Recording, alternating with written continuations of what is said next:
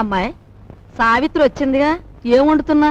పప్పులు చేసి చాలే, ఆడబిడ్డ ఇంటికి వస్తే పులుస్తోనూ చారుతోనూ అన్నం పెడతావా? నా తల్లికి నేతిగారులంటే ఇష్టం, అవి చెయ్యి. ఆగండి ఆగండి, అక్కయ్య వంట చేస్తోంది కదా అని సున్నుండ్లు గారెలు చేయమంటే ఆవిడకి ఎంత ఇబ్బంది ఆలోచించారా? పర్వాలేదు బాబు, ఇదో శ్రమ. నాకు తెలుసు అక్కయ్య, నీకు భూదేవుకున్నంత ఓపుకుందని.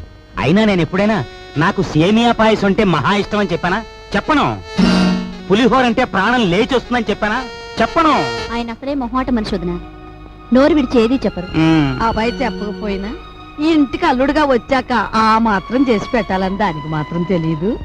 అలా చెయ్యమ్మా. అలాగే అత్తయ్య.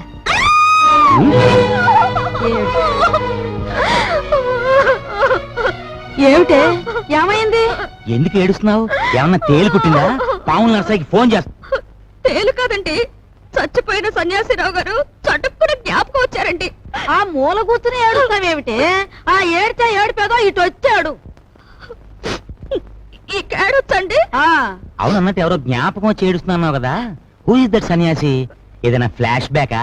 ఏం బ్యాకో నాకు తెలియదు గాని తమలాగే అతను కూడా ఒక రోజు అత్తారింటికి వచ్చాడండి. ఇంతకేం జరిగింది? ఆయన గారు వచ్చి సరిగ్గా అయ్యగారు అడిగిన పిండి వంటలే చేయించుకొని తిన్నారండి.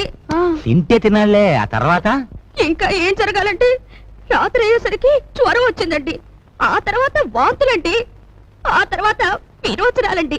తీరా చూస్తే కలరా అన్నారండి. కలరానా? ఆ మర్నాడు పొద్దున ఆ బాబుగారు ధన్మని చచ్చిపోయారండి. ధన్మని చచ్చిపోయాడా?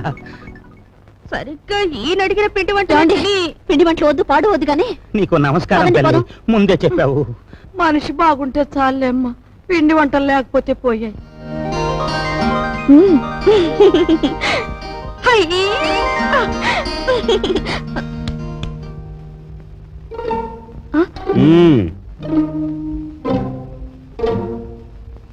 నైస్.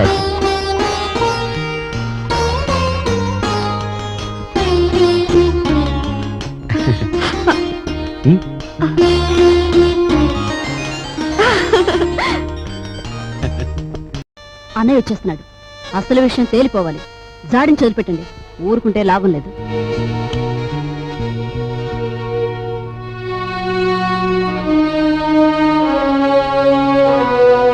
బావా, నా బాకీ తీర్చడం కోసం నువ్వు పడుతున్న బాధలు చూస్తుంటే అన్న మాట నిలబెట్టుకునేందుకు అష్ట కష్టాలు పడ్డ హరిశ్చంద్రుడు జ్ఞాపకం వస్తున్నాడు నాకు. ఎంతకు నువ్వు చెప్పేదేమిటి? ఏముంది, నువ్వు హరిశ్చంద్రుడివి, మా నాన్నేమో విశ్వామిత్రుడు. నేను నక్షత్రగుండి అయిపోయాను అనవసరంగా. ఇదిగో ఇదంతా నాకు అనవసరం. నువ్వు మారువాడి దగ్గరికి వెళ్ళి అర్జెంటుగా అప్పు చేసేయి. పుట్టిన ప్రతి చోట అప్పు చేశాను బాబు. నీ ప్రయత్నాలన్నీ ఫ్లాప్ అయ్యాయి కాబట్టి ఓ సూపర్ హిట్ ఐడియా చెప్తాను. ఏమిటి? దీనికి ఆడియన్స్ అంతా కావాలి. అత్తయ్య, అక్కయ్య, నా ఓన్ వైఫ్ సావిత్రి, ఓయ్ మేనలుడు, ఆడియన్స్ మొత్తం వచ్చేయండి. కమాన్. బావ కష్టాలన్నీ గట్టెక్కిపోవడానికి నేను 70mm ఐడియా ఇస్తున్నాను, అందరూ జాగ్రత్తగా వినండి. పెద్దాపురం బసవయ్య గారి అమ్మాయిని మన రాజుకిచ్చి పెళ్లి చేసేస్తే వాళ్ళు భారీ ఎత్తున కట్నం ఇస్తారు. దాంతో ముందు నా కట్నం బాకీ తీర్చేయచ్చు. మన సరస్వతి పెళ్లి చేసేయచ్చు. మిగిలిన బ్యాలెన్స్ డబ్బుతో ఓ కిళ్ళి కొట్టు పెట్టుకోవచ్చు.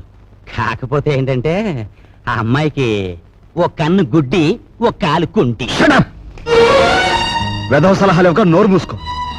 మా రక్తం ఓడ్చైనా సరే నీ కట్టిన డబ్బులు సెటిల్ చేస్తాం. అంతవరకు తేరగా తింటూ కూర్చో. అంతేగాని ఇంకెప్పుడు ఇలాంటి పిచ్చి పిచ్చి సలహాలు మాత్రం ఇవ్వకు. జాగ్రత్త. ఏమిటన్నయ్యా, మనిషి అంత మనిషి మీ బావను పట్టుకొని వాడంతంత మాట్లాడుతుంటే నువ్వు చూస్తూ ఊరుకుంటావా? ఒరే, పెద్దంతరం చిన్నంతరం లేకుండా ఇంటి అల్లుండి పట్టుకుని అట్ట ఎత్తి పొదేస్తే ఆడికి కాస్త గడ్డి పెట్టలేవు. లలిత, ఎండలో అలిచిపోయి వచ్చాడు, వెళ్ళి వాడికి అన్నం పెట్టు.